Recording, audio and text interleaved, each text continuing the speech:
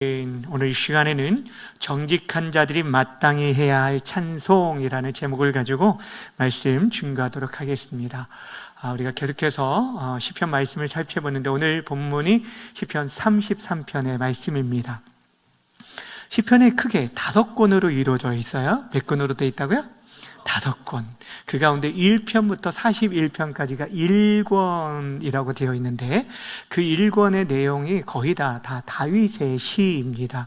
그 가운데 이제 표제요. 그러니까 그 앞에 이제 나머지 시편들을 쭉 보면은 다윗의 시 이렇게 설명이 되어 있는데 표제어가 없는 시가 4편이 있어요. 1편과 2편과 10편 그리고 마지막 33편 이 4편의 시가 있는데 1편과 2편은 사실 시편 전체 150편의 서론이라고 할 수가 있고 굉장히 중요한 그 중심 주제를 다루고 있습니다. 그래서 이제 표제가 없고 10편은 시편 9편과 한 쌍이라고 한 편의 시라라고 얘기할 정도로 알파벳 이 히브리어 알파벳 순서를 쫓아서 반절이 9편에 기록되어 있고 나머지 반절이 10편에 되어 있어요. 그래서 한 편의 시이기 때문에 9편의 표제어만 나오고 10편에는 그 표제어가 나오지 않습니다. 그리고 이제 32편 그러니까 어찌 보면 그 33편만 시편 1권에서 표제어가 없는 시편이라고 할 수가 있는데 그래서 32편과 연결되는 시가 아닐까 많은 학자들이 얘기를 합니다. 32편의 마지막 절과 33편의 첫 번째 1절이 내용이 거의 유사하기 때문에도 그렇고 우리가 지난 시간에 살펴봤던 것처럼 32편에서 허물의 사함을 받는 자, 죄가 가려진 자는 진짜 복 있는 자다 하면서 복이 있다라고 얘기했는데 그렇게 용서받은 자가 어떻게 하나님을 찬양하며 살아갈 것인지에 대한 내용이 33편의 내용이다라고 해석을 합니다. 그렇게 하지 않을지라도 하여튼 간에 이 33편 한편으로도 완벽한 시라고 우리가 할 수 있는데 누가 어떤 배경 가운데 시를 지었는지는 우리가 알 수 없지만 이 시는 우리가 하나님을 찬양해야 할 이유에 대해서 우리에게 아주 분명하게 말씀해 주고 있다라고 할 수가 있습니다. 오늘 시편 33편 크게 세 부분으로 나눌 수가 있습니다. 1절부터 3절 그리고 4절부터 19절 그리고 20절부터 22절로 나눌 수가 있어요. 그러니까 앞에 부분은 하나님을 찬양하라 라는 이 찬양에 대한 초청이 1절부터 3절까지이고 그리고 4절부터 19절까지는 어떤 내용으로 우리가 찬양을 해야 하는지 어찌 보면 찬양해야 할 이유에 대해서 말씀해 주고 있습니다. 그리고 제일 마지막에는 우리의 찬양을 받으실 하나님 그분을 의지하며 그분을 바라보며 또한 그분이 주시는 은혜를 간구하는 기도로 마무리되어지는 내용입니다. 오늘 이 내용을 통해서 우리가 이 땅 가운데 살아가면서 하나님을 찬양하는 삶이 우리 안에 끊임없이 지속되어지고 또한 우리가 왜 찬양해야 하는지 그 찬양의 이유를 다시 한번 우리가 확인하고 돌아가는 시간이 되어지길 바랍니다. 먼저 1절 말씀을 함께 읽도록 하겠습니다. 시작. 너희 의인들아 여호와를 즐거워하라. 찬송은 정직한 자들이 마땅히 할 바로다. 아멘. 여호와를 즐거워하라. 이게 즐겁게 춤을 추며 예배하고 찬양할 것에 대해서 얘기하고 있는데 그 찬양해야 할 대상을 누구라고 말하냐면 의인, 정직한 자라고 얘기를 합니다. 여기서 의인과 정직한 자라는 것은 율법에 전혀 흠이 없는 완전 무결한 사람을 말하는 것이 아닙니다.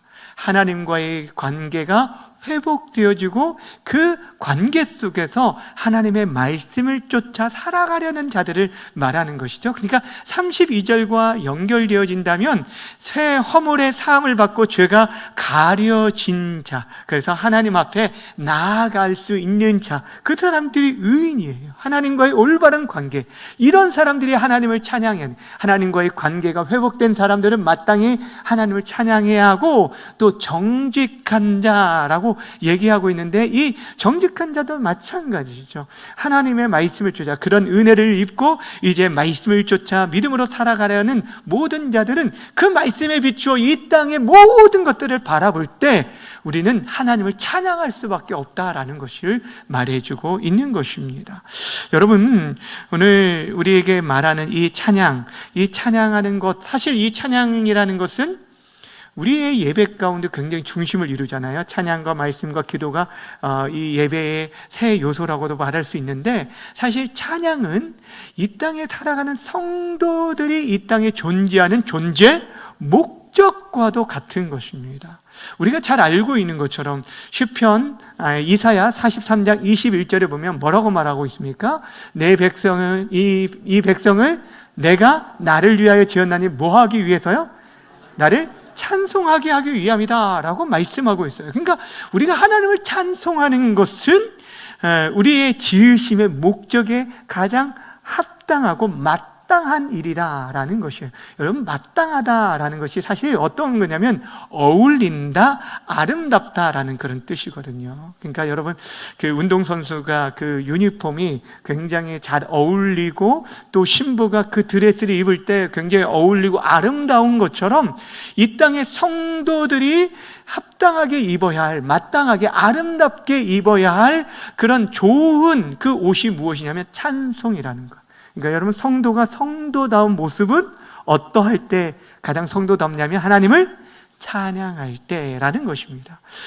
시편 147편 1편에서도 이렇게 말씀하고 있어요. 함께 읽어볼까요? 시작. 할렐루야. 우리 하나님을 찬양하는 일이 선하며 찬송하는 일이 아름답고 뭐하다고요? 마땅하다라는 거예요. 찬송하는 일이 아름답다라는 거예요. 이것이 우리가 보여야 할 모습이다라고 말씀하고 있습니다. 그러면서 2절에서는 하나님을 찬양하되, 어떻게 찬양하라고 말하면 수금과 비파로 여러 악기들을 동원해서 찬양하라라고 얘기를 하고 있습니다. 그러니까 어떤 이 악기 솜씨를, 실력을 뽐내라는 것이 아니라 우리가 할 수 있는 모든 수단을 동원해서, 여러분 정말 기쁘면 우리가 박수도 치고 여러 가지 하잖아요. 그런 모든 수단들을 동원해서 기쁨으로 하나님을 그렇게 찬양할 것을 얘기하고 있는 것입니다. 더 나아가 3절에서는 새 노래로 찬양할 것을 얘기합니다. 여러분, 이 새 노래라는 걸 뭘까요? 최신 곡을 찬양하라는 얘기는 결코 아닐 것입니다. 우리에게 하나님께서 은혜는요, 사실 어찌 보면 어제의 은혜와 오늘의 은혜는 다릅니다. 매일매일 우리의 삶이 새롭고 그 은혜가 새롭기 때문에 그 은혜에 합당하게 우리가 새 노래를 그 감격 가운데 부를 것을 우리에게 말씀해 주고 있는 것입니다. 하여튼 간에 1절부터 3절은 뭐냐면 하나님을 찬양해라. 하나님과의 관계가 회복되어지고 그 마음에 정직한 자들은 하나님을 찬양하는 것이 마땅하다라고 우리에게 말씀해 주고 있어요. 자, 그렇다면 하나님을 찬양하되 어떤 내용으로 우리가 찬양을 해야 하는가?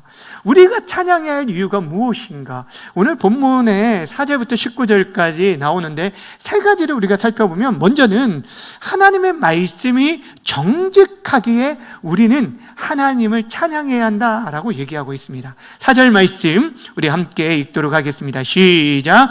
여호와의 말씀은 정직하며 그가 행하시는 일은 다 진실하도다. 아멘.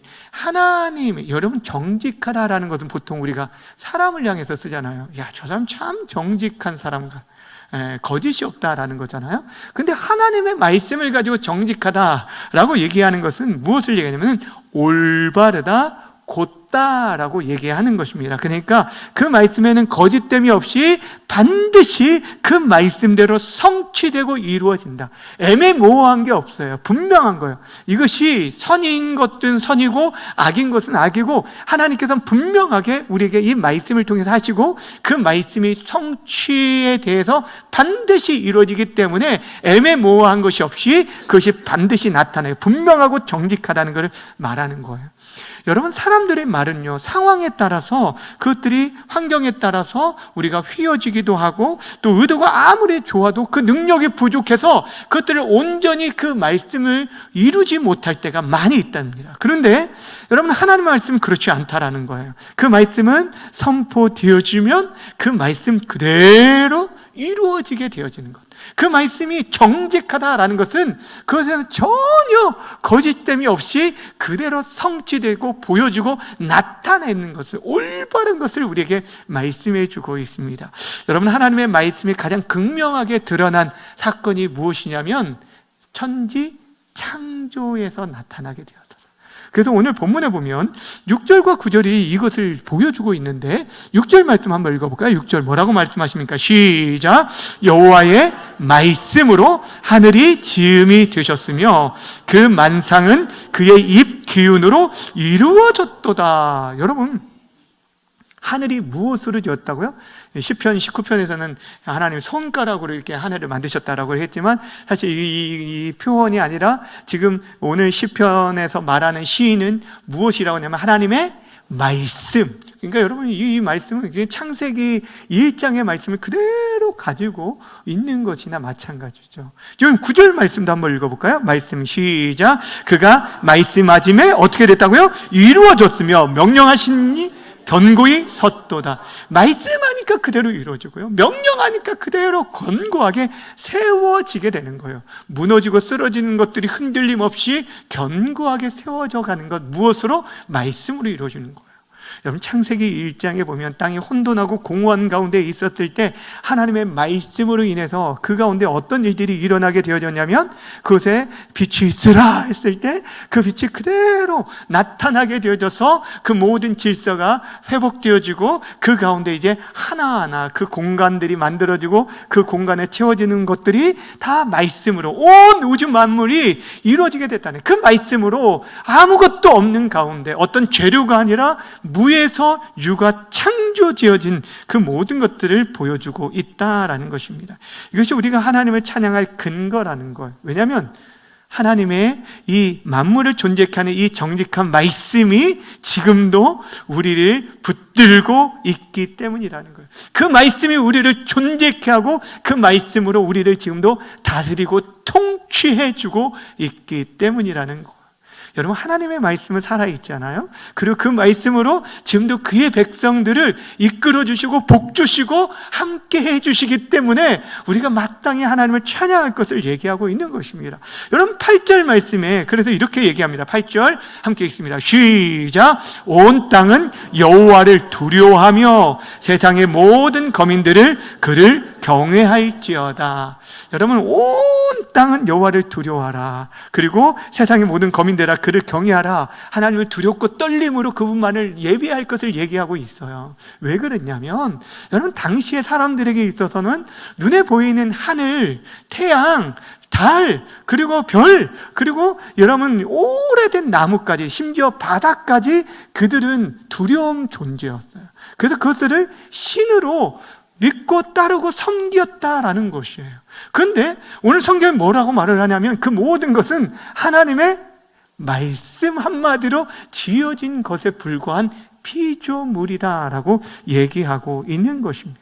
그러게 우리들이 진정으로 두려워할 분이 누구라고 말을 하냐면 하나님 한 분이다. 그 모든 것을 말씀으로 창조하신 하나님을 두려워할 것, 그리고 그분을 찬양할 것을 얘기하고 있는 것이에요. 왜냐하면 세상의 그 어떤 자연 만물이나 권력도 결국엔 하나님 말씀 한마디로 여러분 세워지기도 하지만 여러분 하나님의 말씀으로 창조되었다면 하나님 말씀 한마디면 그 모든 것도 멸해질 수 있기 때문이에요. 그러기에 우리가 진짜 두려워할 분은 어떤 게 아니라 보이는 거대한 이런 자연 만물이 아니라는 거예요. 하나님 한 분, 그분을 경외하고 그분을 예배하고 그분을 찬양할 것을 말씀하고 있는 것입니다. 우리가 지금 이 땅에 존재하는 것도 그분의 말씀이 정직하고 그 권능이 크시기에 가능하다. 그래서 우리가 그분이 말씀하신 대를 또한 반드시 우리의 삶 속에서 그 약속 또한 이루어질 것을 믿고 마땅히 하나님을 찬양해야 한다라고 얘기하고 있어요. 우리의 찬양의 내용은 하나님이 이 온 만물을 창조했다. 모든 것들을 볼 때마다 이 모든 것이 하나님의 작품이다. 하나님 지금도 이 모든 것들을 다스린다. 이것을 고백하는 것, 이것이 바로 우리의 찬양의 제목이 되고 이유가 되어야 한다는 거예요. 자, 두 번째, 우리의 찬양의 내용과 찬양의 이유가 무엇이 되어야 하느냐? 두 번째는 무엇을 말씀합니까? 하나님의 계획은 영원하고 그 통치가 완전하기 때문이다 라고 얘기를 합니다. 자, 10절과 11절 말씀을 함께 읽도록 하겠습니다. 시작! 여호와께서 나라들의 계획을 폐하시며 민족들의 사상을 무효하게 하시도다. 여호와의 계획은 영원히 서고 그의 생각은 대대에 이르리로다. 아멘. 자, 여호와의 계획이 있고요, 또 다른 나라들의 계획과 비교해서 우리에게 설명해 주고 있습니다. 여기 보시면 여러분, 앞에서 우리가 하나님께서 이 온 세상을 창조하시고 그것들을 지으셨다라고 말씀했는데, 하나님께서 이 세상 창조하시고 그것을 가만히 버려두지 않으셨어요. 여전히 하나님은 그 당신의 뜻대로 이 세상을 다스리고 통치하고 계시고, 그 계획과 섭리를 쫓아서 지금도 이 세상을요, 여러분, 운행하고 계심을 우리가 기억해야 하는 것입니다. 여러분, 우리가 생각할 때 왜 세상이 지금 전혀 하나님의 통치하심이 보이지 않는 것 같아 보이지만 그렇지 않습니다. 때로는 하나님께서는 악인들을 통해서라도 여러분, 하나님께서 이 세상들을 지금 지키시고 다스리시고 보호하시고, 그리고 하나님의 분명한 당신의 구원 계획을 이루어가고 계시다라는 것입니다. 성경 속에서만 구원 계획이 나타난 것이 아니라 이 온 우주 만물을 통해서도 하나님께서는 그 구원의 계획을 완전히 성취해 나아가실 거예요. 그런데 여러분, 이 땅에 많은 사람들은 하나님의 계획과 뜻을 쫓아 살아가지 않고 하나님 없이 살아가는 사람들의 계획과 사상들은 결국에 어떻게 되느냐? 패하여진다라는 거예요. 그 모든 것을 무익해 하신다. 누가요? 하나님께서. 그렇게 하나님이 그 모든 것들을 다스리는 주권을 가지고 있는 통치자임을 우리에게 말씀해 주고 있어요. 그 통치자를 찬양하라는 것, 그 주권을 인정하라라는 것. 여러분, 우리들이 이 땅에 지금 일어나는 여러 가지 전쟁들을 볼 때 참 이 모든 것들이 어떻게 이런 일들이 계속적으로 끊이지 않게 일어나게 될까라고 생각하고, 어떻게 보면은 각 사람들의 계획들이 있잖아요. 그렇죠? 나름대로 우리 한 사람의 계획도 있고 그 뜻들이 있는데, 그러나 여러분, 그 모든 것들이 어떤 때는 성취되어지는 것 같고 또 그것들이 성공해 보이는 것도 같고 그렇잖아요. 그러나 여러분, 하나님 없이 살아가는 모든 인생의 계획과 사랑들은 결국 멸하여지고 패해진다라는 것입니다. 왜냐하면 그것은 하나님의 중심이 들어가지 않은 모든 것들은 결국에 인본주의 사상으로 흘러가게 되고, 자기 중심적인 그 자국민을 위한 그런 계획들은요, 하나님께서 다 멸하시는 것을 보게 됩니다. 그 예로 대표적인 예가 뭐냐면, 성경 속에서 여러분 보세요. 인생들이 바벨탑을 쌓았을 때, 이 바벨탑을 쌓으면서 하늘 꼭대기까지 닿자라고 얘기했던 이유가 무엇이었을까요? 하나님을 더 가까이 가서 하나님을 예배하고 섬기기 위함이었을까요? 아니면은 그들이 이전에 홍수로 인하여서 많은 사람들이, 아니 모든 인류들이 멸망을 했기 때문에 그 이후의 인생들이 더 이상 하나님의 심판도 피하기 위해서 만들었을까요? 후자일 가능성이 많습니다. 그러니까 하나님과 같이 되려는 그 교만함, 이것이 인간의 계획이에요. 인간의 사상들은요, 늘 하나님을 대적합니다. 자신들이 그 하나님의 자리에 앉으려고 하는 거예요. 그 모든 것들은요, 결국에 무너질 수밖에 없다는 것을 여러분, 이 세상의 역사가 우리에게 보여주고 있고 성경의 역사가 우리에게 말씀해주고 있어요. 그러니까 눈에 볼 때 그 사상들이 지금은 거대해 보이고 그 사상을 쫓아 살아가는 것이 성공하는 것 같고 출세하는 것 같고, 그 사람들의 속도, 그 사람들이 지금 누리고 있는 것들 부러워 보이지만 여러분, 절대 그렇지 않습니다. 하나님 없이 살아가는 모든 계획과 그 사상은 결국에 무너지게 될 것을 성경은 우리에게 말씀해 주고 있다라는 것입니다. 반면에 여호와의 계획은 어떻을까요? 여호와의 계획은 영원히 흔들리지 않는다라고 얘기하고 있어요. 영원히 선다라는 것이 흔들리지 않고 무너지지 않는다라는 것을 말하고 있고요. 특별히 그분의 구원 계획, 그분의 섭리는 어떠한 풍파와 어떠한 파도에도 무너지지 않는다는 거예요. 그 어떤 쓰나미가 와도 뒤덮이지 않는다, 무효되거나 피한 적이 없다라는 것을 얘기하고 있는 거예요. 그래서 12절에 우리에게 이렇게 선포해 주고 있는 거예요. 12절 말씀 큰 소리로 읽겠습니다. 시작.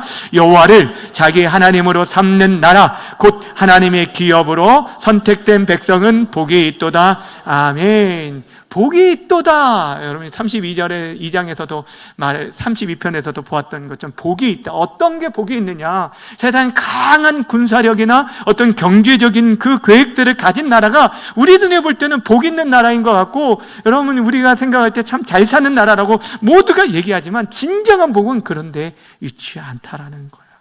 영원히 변치 않는 하나님의 그 구원 계획 속에 있는 자들, 여기서 뭐라고 하냐면 여호와를 자기 하나님으로 삼는 나라, 자기 하나님으로 삼는 나라 곧 하나님의 기업으로 선택된 백성. 그러니까 하나님께서요 구원하기로 태초부터 창세전부터 선택을 받은 백성. 그래서 그 하나님을 나의 하나님으로 고백하고 나의 주로 고백하며 살아가는 인생, 이런 인생의 진짜 복이는, 그러니까 이 땅에서 하나님의 자녀로서 살아가는 인생이 가장 복된 인생이라고 말씀해 주고 있는 것입니다. 여러분 우리의 계획은 내일을 알 수 없어 불안할 수밖에 없지만, 여러분 하나님의 계획은 영원히 견고하다라고 말합니다. 그래서 우리가 믿고 의지할 수 있는 거예요. 또한 하나님의 선택은 그 어떤 인생도 빼앗을 수 없기 때문에 여러분 우리는 그 하나님을 찬양하는 것이 마땅하다는 거예요. 하나님을 나의 하나님으로 고백하는 인생, 하나님의 기업된 백성으로 선택된 우리들이 마땅히 하나님을 찬양하고 그것이 우리의 찬양의 고백이 되어야 한다라고 얘기하고 있는 것이에요. 세 번째, 우리가 하나님을 찬양해야 할 내용이 무엇인가, 또 찬양해야 할 이유가 무엇인가, 그것은 바로 하나님이 우리들을 굽어 살피시고 우리를 구원하는 분이시기 때문이다라고 말씀해 주고 있어요. 여러분 13절부터 14절까지 13절부터 15절까지 성경에 보면 뭐라고 말하고 있냐면, 여러분 세 번씩이나 굽어 살피신다라는 내용이 나와요. 13절에도 나오고 14절에도 나오고 15절에도 나옵니다. 보세요. 여호와께서 하늘에서 굽어 보사 모든 인생을 살피시며, 이게 굽어 살피신다는 거고요. 14절도 보세요. 곧 그가 거하시는 곳에서 세상의 모든 거민들을 뭐 하신다고요? 굽어 살피시는도다. 15절, 그는 그들 모두의 마음을 지으시며 그들이 하는 일을 뭐 하신다고요? 굽어 살피시는 이시다. 여러분 굽어 살피신다라는 말씀을 계속 말씀하고 있어요. 이거는 무엇이냐면 높은 곳에서 낮은 자리에 있는 인생들을 내다보며 그들을 자세히 주목하며 지킨다는 그런 의미, 이런 풍성한 의미가 담겨져 있습니다. 그러니까 하나님께서 인생들을 굽어 살피신다라는 것은 보통 우리가 볼 땐 감찰하신다라는 표현을 쓰잖아요. 그런 표현이에요. 그런 표현이에요.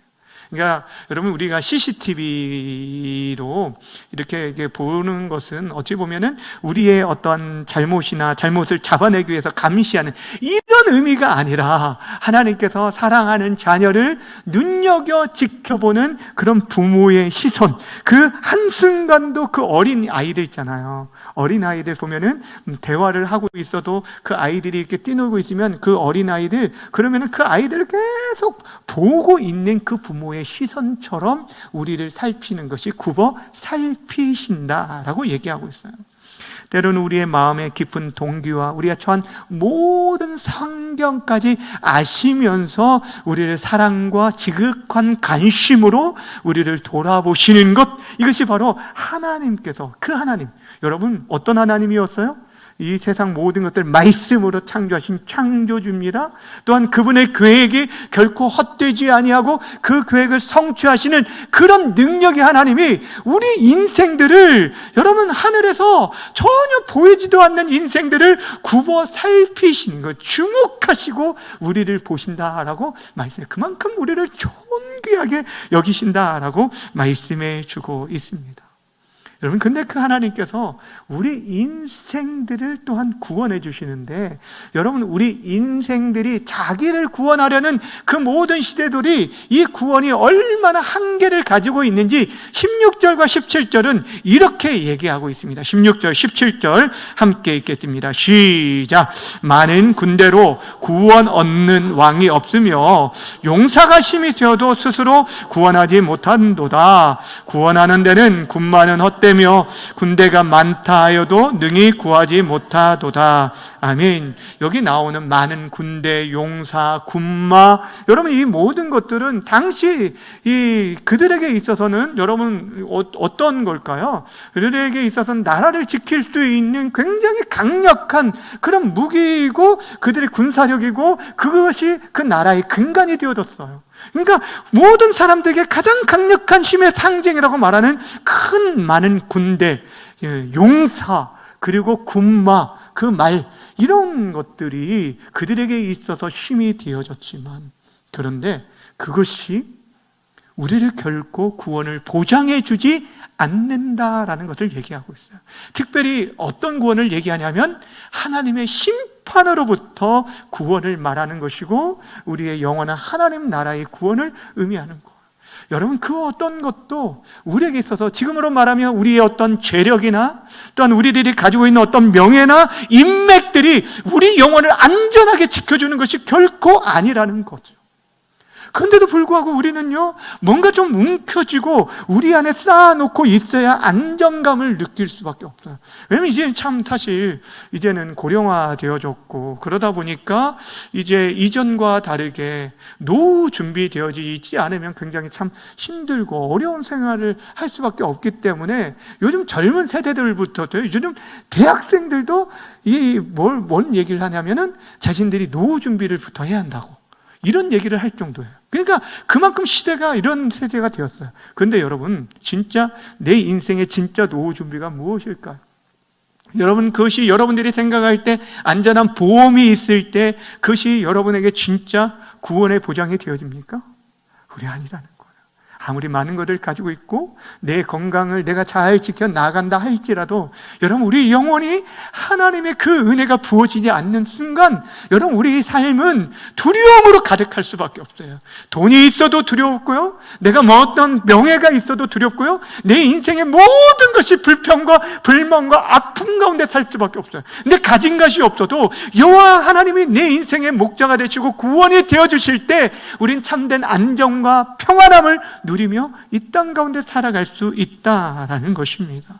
오늘 그러면서 진정한 구원이 어디서 오는지를 18절 19절에서 그래서 이렇게 얘기하고 있습니다. 함께 읽습니다. 시작. 여호와는 그를 경외하는 자 곧 그의 인자심을 바라는 자를 살피사 그들의 영혼을 사망에서 건지시며 그들의 굶주릴 때에 그들을 살피시는도다. 아멘. 여러분 여호와를 경외하는 자, 두렵고 떨림으로 하나님을 여러분 바라보는 자, 그리고 그 인자심을 그분의 사랑이 풍성하심을 눈으로 바라보고 기대하고 소망하며 살아가는 자를 말하는 것이죠. 그들에게 어떤 은혜를 주신다고 합니까? 영혼을 사망에서 건지고요, 그 육체의 굶주림 가운데 그를 먹이심으로 그를 살려내신다라고 말씀하고 있어요.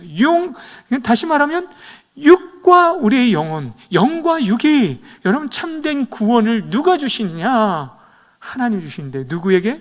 여호와를 경외하는 자, 하나님만이 하나님 되심을 인정하며 살아가는 자, 하나님만이 하나님이심을 고백하며 그분의 풍성한 사람을 의지하며 긍휼히 여김을 받는 자, 그러니까 하나님 앞에 엎드리는 자, 그런 자에게 하나님 복을 주신다라고 말씀하고 있습니다.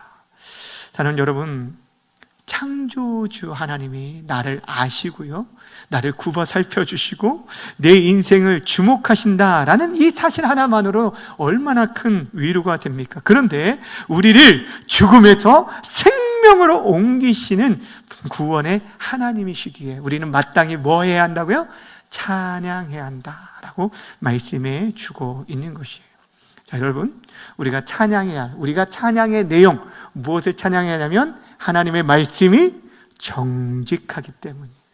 그 말씀대로 모든 것이 이루어지고 그 말씀으로 지금도 우리를 붙들고 계시기에 우리는 찬양해야 하고, 또 그분의 계획은 쇠하지 않고 패하지 않고 무효되지 않고 영원하기에 그 계획 가운데 우리를 향한 구원 계획, 우리를 선택하신 그 모든 섭리와 계획들이 영원하기에 우리는 하나님을 뭐 해야 한다고요?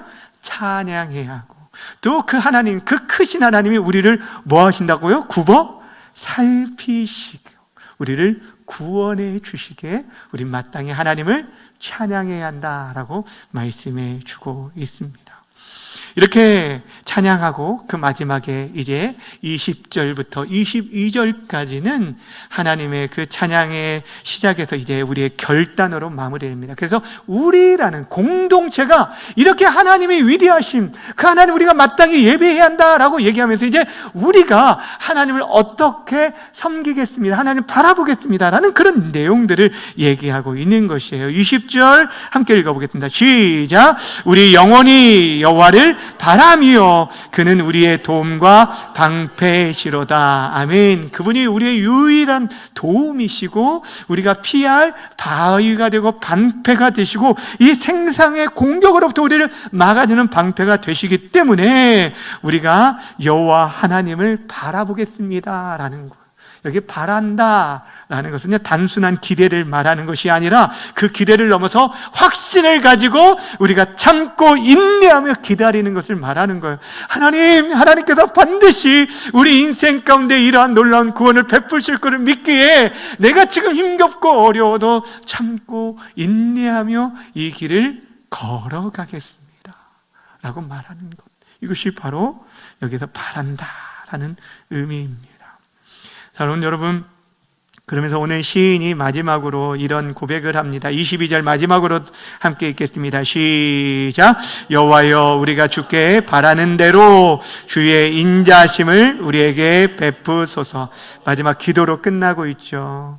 우리가 바라는 대로 우리가 하나님께서 행하실 일들을 믿고 확신을 가지고 인내하며 기다리겠습니다. 그 기다림 가운데 하나님 우리가 그 바라는 대로 우리가 그 기대대로 그 소망대로 하나님 이루어 주십시오. 어떠한 은혜를 허락해라는 거예요? 그 인자하심을 베풀어 주십시오. 마르지 않는 그 사랑을 우리에게 베풀어 주십시오. 이전에 우리들이 경험했던 그 사랑, 여러분 처음 예수님을 만났을 때 그 부어줬던 그 사랑은요 여러분 그때만 우리에게 주어지고 끝나는 것이 아니에요. 우리가 하나님 나라 갈 때까지, 아니 그 하나님 나라에서도 여전히 동일하게 우리에게 부어질 그 은혜, 그 사랑, 그 마르지 않는 그 인자심을 우리에게 베풀어 주십시오라고 기도하는 모습을 보게 되어집니다. 사랑하는 여러분, 바라기는 오늘 이 시편의 고백이 저와 여러분의 고백이 되어지기를 바랍니다. 세상의 헛된 군말을 의지하기보다 정직한 말씀, 그리고 영원한 계획인 하나님만을 바라볼 수 있는 저와 여러분 되시기를 바랍니다. 그분께 소망을 둘 때 우리 입술에는요 세상이 줄 수 없는 정말 참된 기쁨과 감사함으로 우리들이 찬양하게 돼요. 힘든 가운데서도 여전히 하나님을 기다릴 수 있어요. 그리고 그분을 의지하며 찬양하게 되어지는 것입니다. 저와 여러분들 유일한 도움과 방패 되신 하나님만을 영원토록 찬양하며 살아갈 수 있는 우리 모두가 되어지기를 주님의 이름으로 간절히 축원합니다.